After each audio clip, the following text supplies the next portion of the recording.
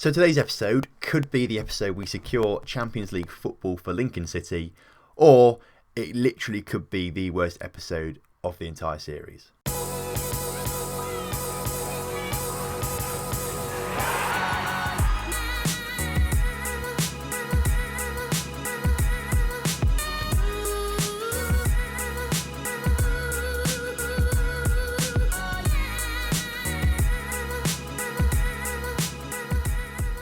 Hello and welcome back to the Lincoln Loco, the last episode of season 10. And as I said in the introduction, we could secure Champions League football, but we may also lose both these games and Man City win their last game of the season, and then it's all crying, isn't it? Since you were last here, nothing has happened for us, obviously. Man City and a lot of other teams have played though. If we go to the Premier League fixtures and results, you can see Man City beat Bournemouth 2-0, which means that they are a point behind us, but they've only got one game left, whereas we've got two. So if we win just one of our games today, we do qualify for the Champions League, which is lovely. The other annoying thing was, Benteke wants to leave for Liverpool because he wants to play Champions League football. We're literally a win away from Champions League football ourselves, and he was telling me this. So he's a bit of a weirdo. I don't really understand why he was so concerned. I don't know, but either way, he's going to get Champions League football. Hopefully with us, but you know, we may have to wait an extra season if things go really badly. So this is the lineup we're going to go for Sunderland today. If we beat Sunderland, this is the only episode we're going to do. If we beat Sunderland, this is the only game we're going to do because we don't need to do the other one. So we'll have a bit of a review of the team instead.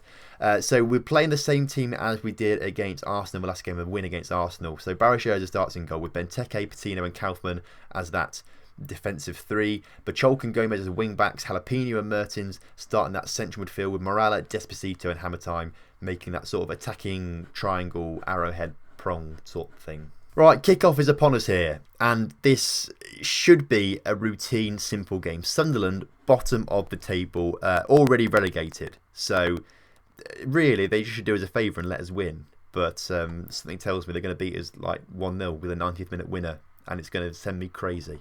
Now, as I said, this could be a fantastic episode, or, as I've probably titled the video, the worst episode of a series, just because it sounds a bit more dramatic than saying, oh, this could be nice, couldn't it? Let's try and make it dramatic, and it could be dramatic now as Dembele was coming forward. Barish Ozil makes a decent collection of the ball there. Barish with a chance now to clear it out towards Despacito, actually gets to his man for a change, and now Gomez makes strides down this right hand side. His ball wasn't very good, but Despacito wins it back. Jalapeno, Mertens, Despacito into Morala. 1-0. Okay, I can calm down a little bit now.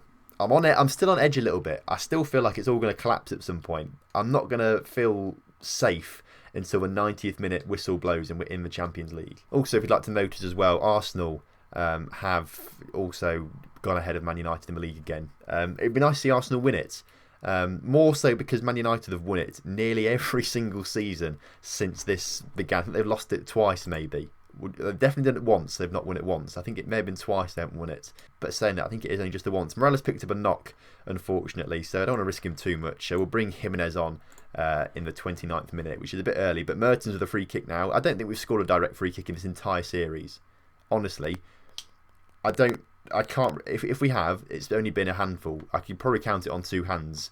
Maybe even one hand, I don't know, but I don't remember scoring a direct free kick for a long time. I mean, half time, the stats seem to be pretty conclusive that we are doing a decent job. The scoreline is just not very reflective of that. If we'd got 2 or 3 more goals in this first half, I'd be over the moon. But right now, I'm still on edge. Still on edge. I mean, this is now the first highlight of the second half. And it looks, it's going towards Sunderland. Dembele, Christiansen hits the post. That was tight for their first shot of the game. That they could have equalised with their first shot of the game in the 60th minute. How annoying would that have been if that had happened? Look, come on, Hammer Time. You're meant to be one of the best. What did I say? I said earlier, when's the last time we scored a direct free kick? It heard me.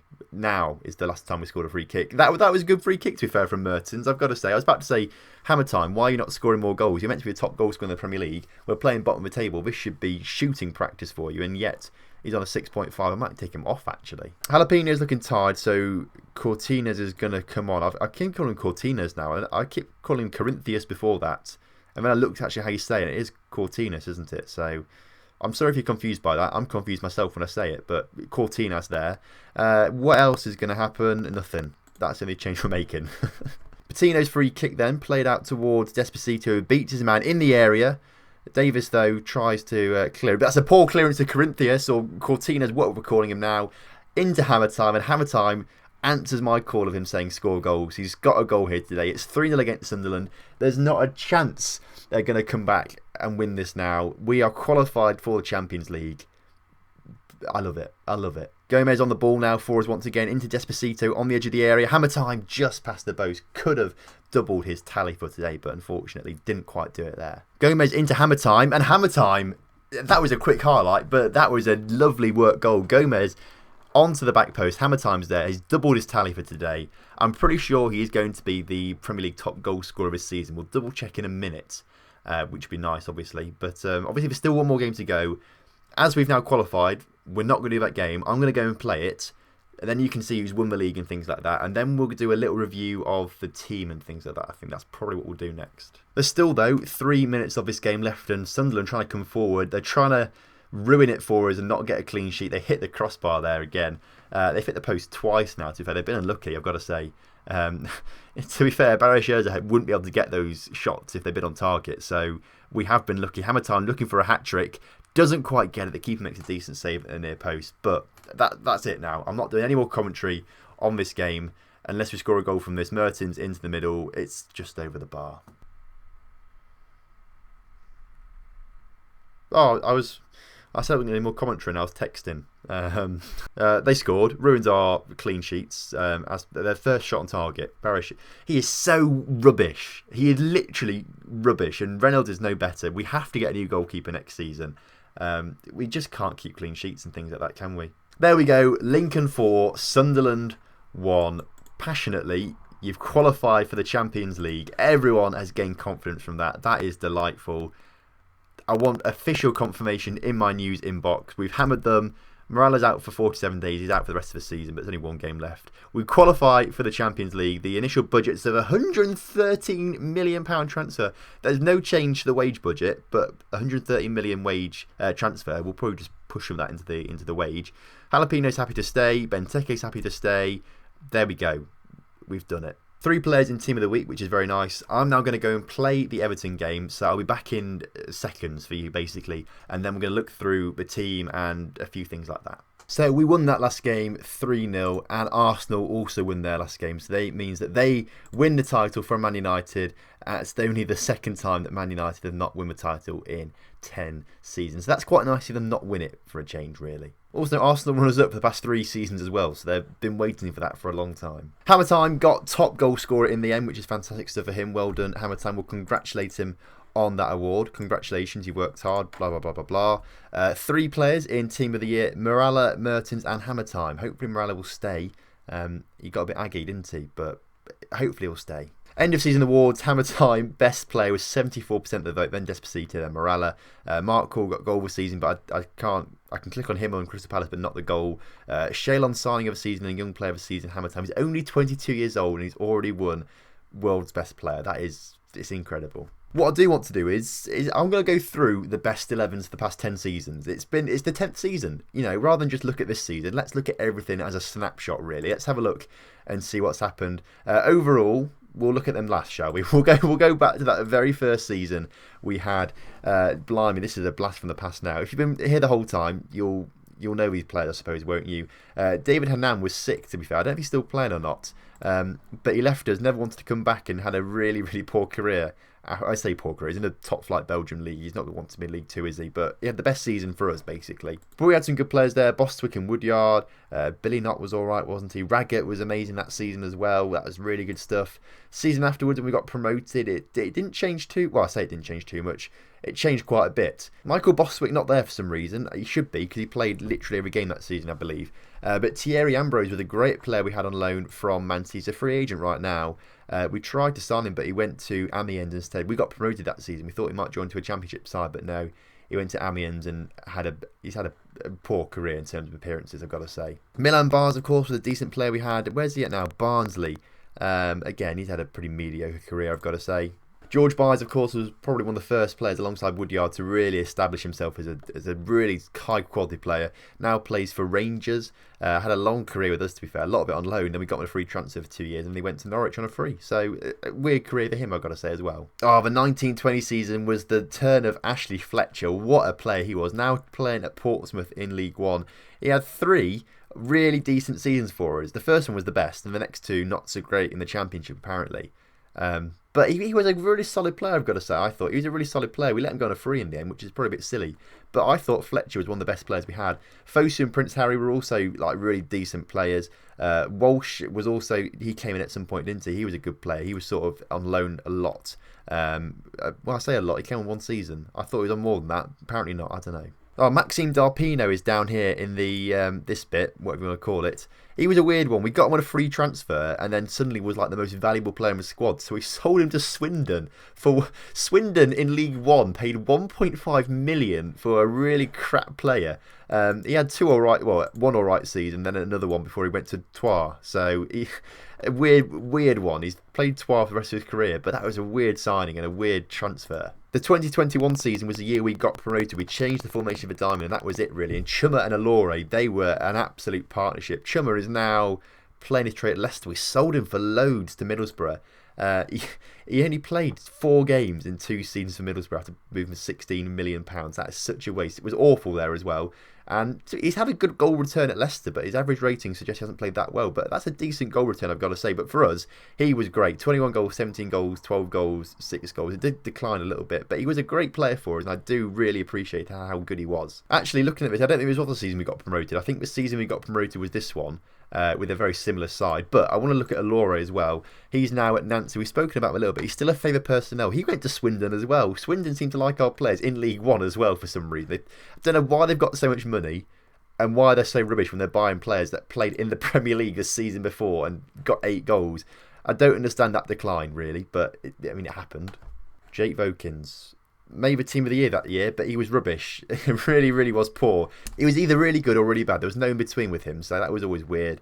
Howkins was a good player. Of course, Liam Coyle came in. Was this his first season? This was his first season at the club with a bit of a love affair with Liam Coyle. Now plays for Everton after he's done for 16 million this previous summer, but played for us for a long time. Then Liverpool wouldn't let us have him on loan, but then sold him to him in January. So he's been here a long time.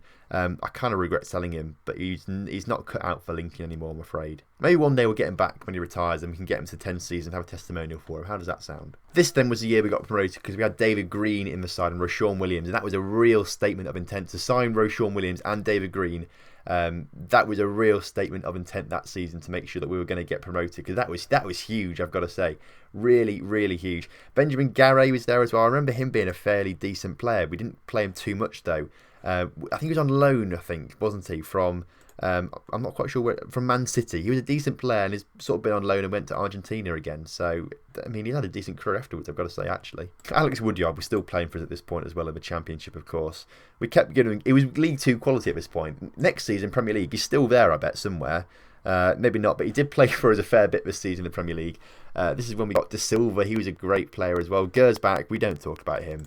What happened to Gersbach? He's now at Leeds. Jesus Christ, he's still playing football. He was possibly, you can see it here, 32 games, 6.63.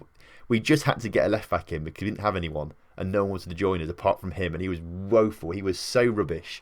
But eventually we got one. He was rubbish. He moved on to Newcastle, didn't have a much better career there, and somehow Leeds thought it was a good idea to buy him for 3.2 million. How wrong were they? Of course, this is probably Lacasic's first proper season as well. This is when he broke onto the scene as a youngster.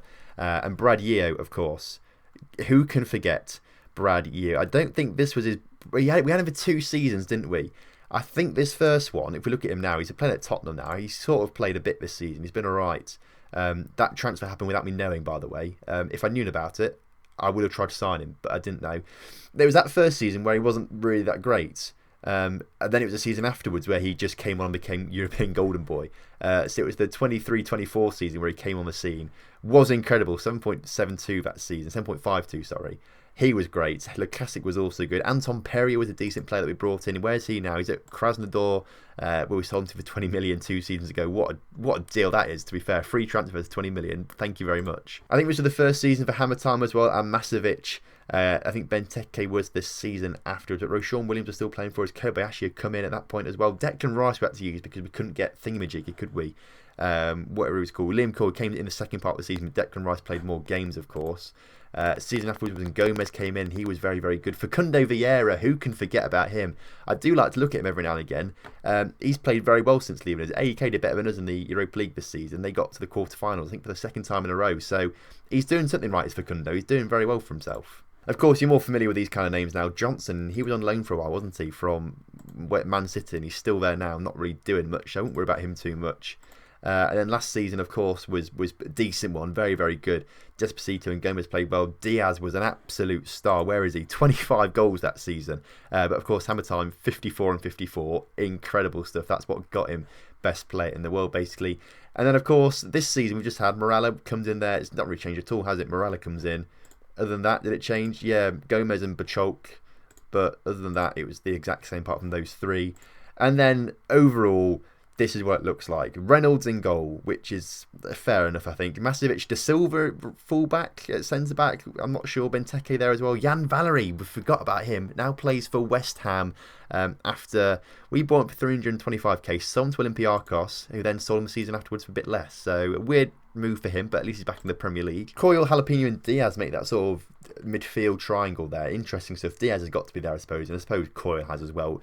Only 170 appearances. Masevic has more. So does Jalapeno. I do not think that's true. On the grounds that he is, well, I suppose actually the past 2 seasons we've played a lot of games in Europe and things like that. So overall, perhaps they have done. Gomez and Laurie on the wings and Hammer Time up front. That's a decent overall, I've got to say.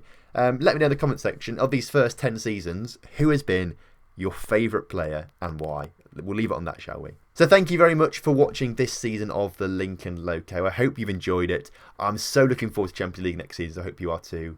If you've enjoyed this episode, then make sure you do drop a like on the video. Subscribe to the channel if you're new around here. And I will see you next time for some more Lincoln Loco action.